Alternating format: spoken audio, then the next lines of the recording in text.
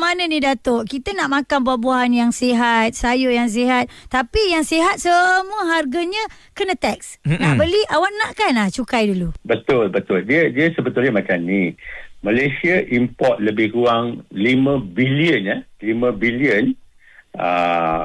buah-buahan, buah-buahan makanan daripada luar negara. Walaupun kat Malaysia pun kita ada, bukan kita tak ada buah-buahan. Production kat Malaysia pun lebih kurang 5 bilion juga. Tapi beza dia begini, sebetulnya buah-buah kat Malaysia ni macam durian, mangosteen, rambutan, cempedak, nangka lah, langsat, duku, pisang lah.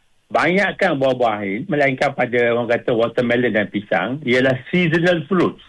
Ya, bukan hari-hari ada. Nak makan rambutan hari ni mana ada rambutan kan? Contohnya.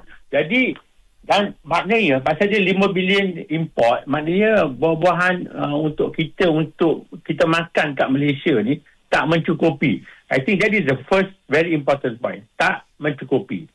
Yang kedua ni, banyak buah-buahan yang kita import.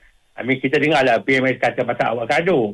Tapi avocado ni sebetulnya kita import lebih kurang 75 juta saja. Satu tahun. Tapi buah-buahan in total tu 5 bilion. Maknanya 1.5% saja avocado.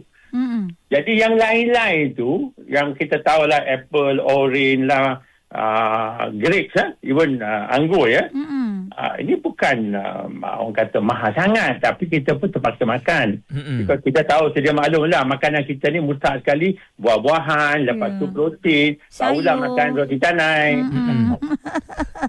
Dan Datuk, memang kalau akan dikenakan nanti melihat kepada 5% ke atas buah-buahan import ini, adakah akan memberi kesan kepada harganya Datuk? Kalau kita ni bukan beli dalam keadaan yang banyak.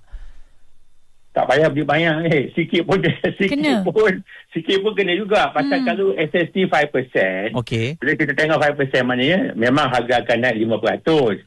Tapi kita jangan lupa ada banyak tekanan ni pada 1 Julai ni, bukan saja SST 5% atas buah-buahan.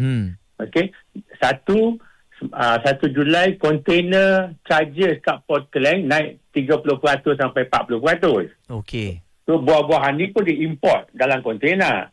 So, SST 5% tu tambah. Tapi kontena tu pun tambang dia, tapi logistik cost pun dah naik 30 sampai 40%. Lepas tu contohnya, sekarang kalau kat Maidin ke, yang siapa yang kita sewa bangunan-bangunan semua ni, kita kena bayar pula 8% SST. Itu lagi satu. So, sewa akan naik. Sewa naik, maknanya kos operasi kita akan naik. Lepas tu, subsidi petrol pun, yalah, rationalisation. Ini saya ni,